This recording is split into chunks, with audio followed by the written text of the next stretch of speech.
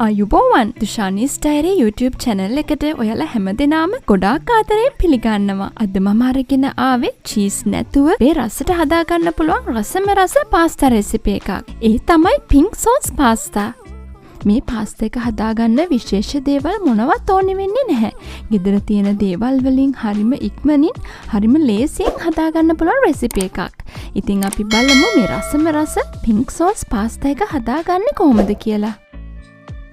අපි දැන් මුලින්ම පාස්තා ටික තඹගමු. මේ වගේ භාජනයක් අරගෙන මම ඒකට වතුර කෝප්ප 8ක් දාගත්තා. වතුර ටික හොඳින් උතුරගෙන එද්දි මම ඒකට පාස්තා ග්‍රෑම් 200ක් දාගන්නවා. ඒ කියන්නේ අඩු කෝප්පෙන් මනිනවා නම් හරියටම කෝප්ප 2ක්. මං අද ගත්තේ මැකරෝනි පාස්තා. ඔයාලට කැමති පාස්තා වර්ගයක් පාවිච්චි කරන්න පුළුවන්. ඊළඟට මම මේකට ලුණු තේ හැඳි භාගයක් ඔලිව් ඔයිල් තේ හැඳකුත් දාගන්නවා. ඔයාලට ඔලිව් ඔයිල් වෙනුවට පොල් තෙල් එහෙම නැත්නම් එළවලු තෙල් උනත් පාවිච්චි කරන්න පුළුවන්. ඊළඟට අපි මේක හොඳින් මිශ්‍ර කරගමු. දැන් අපි මේ පාස්තා එක පැකට් එකේ ගහලා තියෙන වෙලාව අනුව තඹ ගන්නවා. මේ තියෙන්නේ දැන් හරියටම විනාඩි 8කට පස්සේ. අපේ පාස්තා එක දැන් හොඳින් තැම්බිලා තියෙන්නේ. මේ බලන්න ඔයාලට පේනවා ඇති දැන් මේක හොඳින් සොෆ්ට් වෙලා තියෙනවා. ඒ වගේම තමයි පාස්තා එකක් අරන් කපලා බැලුවාම මැද හොඳට තැම්බිලා. දැන් අපි මේක ලිපෙන් ඉවත් කරගෙන පෙරා ගන්නවා. මේ විදිහට පෙරාගත්ත පාස්තා එක අපි දැන් පැත්තකින් තියලා white sauce එක හදාගමු. white sauce එක හදාගන්න මුලින්ම මේ වගේ පෑන් එකක් ලිපේ තියාගෙන අපි ඒකට බටර් මේස් හැඳි දෙකක් දාගන්නවා. ඔයාලා මේ වෙලාවේදී ලිපේ ගින්දර අඩුවෙන්ම තියාගන්න. මේ විදිහට බටර් ටික දියවිගෙන එද්දී අපි මේකට පාන් පිටි මේස් හැඳි දෙකක් දාගන්නවා. දැන් අපි මේක හොඳට මිශ්‍ර කරගමු. මේ වෙලාවේදීත් ලිපේ ගින්දර අඩුවෙන්ම තියාගන්න. පාන් පිටිවල අමු ගතිය නැති වෙලා හොඳින් බටර් වල දිය වෙනකම්ම අපි මේක හොඳින් රත් කරගන්නවා. ඔයාලා මේක නොනවත්වා හැඳිගා ගන්න ඕනි. පාන් පිටි ටික බටර් වල හොඳින් දිය වුණාම අපි මේකට ෆ්‍රෙෂ් මිල්ක් මිලිලීටර් 500ක් එකතු කරගන්නවා. එකතු කරගෙන හොඳට මේක මිශ්‍ර කරගන්න. මේක දැන් අපි නොනවත්වා හැඳිගා ගන්න ඕනි. ඒ වගේම තමයි මේ වෙලාවෙදිත් ලිපේ ගින්දර හොඳටම අඩුවෙන් තියාගන්න. මේ විදිහට ෆ්‍රෙෂ් මිල්ක් එකතු කරද්දී පිටි ටික ටිකක් කැටි ගැහෙන්න පුළුවන්. එහෙම වුණොත් ඔයාලා මේක නොනවත්වා හොඳට මිශ්‍ර කරන්න. මේ විදිහට හොඳින් මිශ්‍ර කරද්දී පිටි කැට ටික ෆ්‍රෙෂ් මිල්ක් වල හොඳින් දිය වෙනවා. මේ විදිහට ටිකක් වෙලා හැඳි ගාද්දී අපේ සෝස් එක හොඳින් නුකු වෙනවා. මේ වෙලාවේදී ඔයාලට පේනවා ඇති සෝස් එකේ බුබුලුත් ඇති වෙනවා. ඒ වගේම මේ වගේ හැන්දකින් හොඳට මිශ්‍ර කරලා හැන්දේ පිටිපස්ස බැලුවොත් ඔයාලට පේනවා ඇති සෝස් එක ලස්සනට කෝට් එකක් වගේ බැඳිලා තියෙනවා. මේ විදිහට ඉරක් ඇන්දොත් ඔයාලට මේ ඉර පැහැදිලිව පේනවා. ඒ කියන්නේ සෝස් එකේ පදම හරි. මේ වෙලාවේදී අපි ලිප ඕෆ් කරලා අපි මේකට ලුණු තේ හැන්දක්, ගම්මිරිස් කුඩු තේ හැඳි භාගයක් එකතු කරගන්නවා. ඒ වගේම මම මේකට dry herbs තේ හැඳි භාගයකුත් එකතු කරගන්නවා. dry herbs වෙනුවට මම පාවිච්චි කරන්නේ oregano. මේක අවශ්‍යම නැහැ. ඔයාලා ගාව තියෙනවා නම් විතරක් එකතු කරගන්න. ඊළඟට අපි මේක හොඳට මිශ්‍ර කරගන්නවා. දැන් අපි white sauce එක හදාගෙන ඉවරයි. අපි දැන් මේක ලිපෙන් ඉවත් කරගෙන මේ වගේ බෝල් එකකට දාගන්නවා. දැන් අපි මේක පැත්තකින් තියලා red sauce එක හදාගමු. red sauce එක හදාගන්න මම මෙතන අරගෙන තියෙනවා තක්කාලි.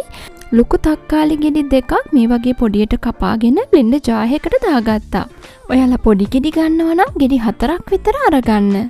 ඊළඟට අපි මේ තක්කාලි ටික හොඳට පේස්ට් එකක් වගේ වෙනකම් බ්ලෙන්ඩ් කරගන්නවා. කැලි පොඩ්ඩක්වත් නැති වෙන්න හොඳින් බ්ලෙන්ඩ් කරගන්න. මේ තියෙන්නේ මෙන්න මේ වගේ. මේ විදිහට හොඳින් බ්ලෙන්ඩ් කරගත්ත තක්කාලි ටික පැත්තකින් තියාගෙන අපි දැන් රෙඩ් සෝස් එක හදන්න පටන් ගමු. මුලින්ම මේ වගේ පෑන් එකක් ලිපේ තියාගෙන අපි ඒකට තෙල් මේස හැඳි දෙකක් දාගන්නවා. තෙල් ටික හොඳින් රත් වීගෙන එද්දී අපි මේකට පොඩියට කපාගත්ත සුදුලුණු බෙක් 4ක් පමණ එකතු කරගන්නවා. පොඩියට කපාගත්ත කරපිංච ටිකකුත් දාගන්නවා. දැන් මේ ටික අපි හොඳට තෙලෙන් බෙද ගන්නවා. සුදුලුණු ටිකයි කරපිංච ටිකයි හොඳට බැදීගෙන එද්දී අපි මේකට පොඩියට කපාගත්ත ලොකු ලුණු ගෙඩියක් එකතු කරගන්නවා. ඊළඟට අපි මේ ටිකක් ටෙම්පරාදු කරගමු. ඔයාලා මේ වෙලාවේදී ලිපේ ගින්දර සාමාන්‍ය ප්‍රමාණයට තියාගන්න. ලුණු ටික හොඳින් ටෙම්පරාදු වීගෙන එද්දී අපි මේකට කෑලි මිරිස් කුඩු තේ හැඳි භාගයක්, මිරිස් කුඩු තේ හැඳි භාගයක්වත් එකතු කරගන්නවා. ඒකටම මම ගම්මිරිස් කුඩු තේ හැඳි භාගයක්, රසානුව ලුණුත් දාගන්නවා. ඊළඟට අපි මේ ටික තව ටිකක් හොඳට මේ වගේ කලවම් කරගෙන ටෙම්පරාදු කරගමු. ඔයාලට අපි මේ එකතු කරගත්ත ගම්මිරිස් කුඩු, කෑලි මිරිස් කුඩු, රසානුව අඩු වැඩි කරගන්න පුළුවන්. ලුණු ටික හොඳින් ටෙම්පරාදු වීගෙන එද්දී අපි මේකට පොඩියට කපාගත්ත කැරට් එකක් එකතු කරගන්නවා. කැරට් එකත් අපි හොඳට මේ වගේ ටෙම්පරාදු කරගන්නවා. කැරට් ටික හොඳින් ටෙම්පරාදු වීගෙන එද්දී මම මේකට පොඩියට කපාගත්ත කොළ පාට, කහ පාට බෙල් පෙපර් ටිකක් එකතු කරගන්නවා. ඔයාලට මේ වෙනුවට කැමති එළවලුවක් පාවිච්චි කරන්න පුළුවන්. මෂ්රූම්, එහෙම නැත්නම් ලීක්ස්, මේ වගේ දේවල් උනත් එකතු කරගන්න පුළුවන්. බෙල් පෙපර් ටික යාන්තමින් මැලවීගෙන එද්දී අපි මේකට ඉස්සලා බ්ලෙන්ඩ් කරගත්ත තක්කාලි ටික එකතු කරගන්නවා. දැන් මේ ටික හොඳට මිශ්‍ර කරගන්න. මේ විදිහට හොඳින් මිශ්‍ර කරගෙන අපි මේක හොඳින් වහලා තක්කාලි වලින් එකතුණු වතුර ටික නැති වෙනකන් තවත් ටිකක් වෙලා උයා ගන්නවා. දැන් මේ තියෙන්නේ හරියටම විනාඩි 3කට පස්සේ. ඔයාලට පේනවා ඇති අපේ මිශ්‍රණයේ තෙත ගතිය හොඳින් ඉවත් වෙලා. මේ වෙලාවේදී අපි මේකට ඉස්සෙල්ලා හදාගත්ත white sauce එක එකතු කරගන්නවා.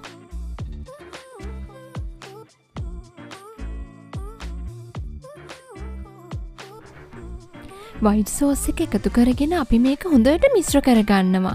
මේ වෙලාවේදී අපි ලිප ඔෆ් කරගන්නවා. එහෙම නැත්නම් අපේ මේ sauce එකේ උකු ගතිය ගොඩාක් වැඩි වෙන්න පුළුවන්. white sauce එක හොඳින් මිශ්‍ර වුණාට පස්සේ මම මේකට තක්කාලි sauce මේස හැඳි දෙකක් එකතු කරගන්නවා. නැවතත් හොඳින් මිශ්‍ර කරගන්න. දැන් අපි අපේ පාස්තා සෝස් එක හදාගෙන ඉවරයි. ඊළඟට අපි ඉස්සෙල්ලා තම්බේ ගත්ත පාස්තා ටික මම මේකට දාගන්නවා. දැන් හැමදේම හොඳින් මිශ්‍ර කරගන්න.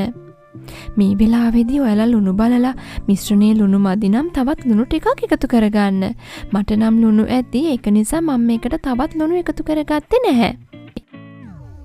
මේ විදිහට මිශ්‍ර කරද්දී ඔයාලට දැනුනොත් සෝස් එකේ උකු ගතිය ටිකක් වැඩි කියලා ඔයාලට පුළුවන් උණු වතුර මේස හැඳි දෙකක් එකතු කරගෙන උකු ගතිය ටිකක් අඩු කරගන්න.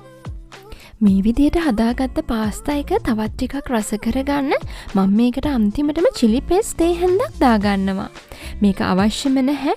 ඔයා ටිකක් සැරට කන්න කැමති කෙනෙක් නම් විතරක් chili paste එකතු කරගන්න. ඉතින් මේ තියෙන්නේ අපි හදාගත්ත රසම රස pink sauce pasta. මේකේ හොඳ චීස් රසයක් වගේම ක්‍රීමි ගතියකුත් තියෙනවා. ඉතින් චීස් එකතු කරගන්නේ නැතුව අඩු වියදමකින් ඔයාලටත් පුළුවන් මේ වගේ රසම රස පාස්තා එකක් හදලා රස බලන්න. ඔයා මේ වීඩියෝ එකට කැමති නම් ලයික් කරන්න, ෂෙයා කරන්න. ඒ වගේම දුෂානිස් ඩයරි YouTube channel එකට subscribe වෙන්නත් අමතක කරන්න එපා. මගේ වීඩියෝස් නරඹන ඔයාලා හැමදෙනාටම ගොඩාක් ස්තුතියි. අපි ආයෙමත් මේ වගේ රසවත් වීඩියෝ එකකින් හමු වෙමු. ඔයාලා හැමෝටම සුබ දවසක්.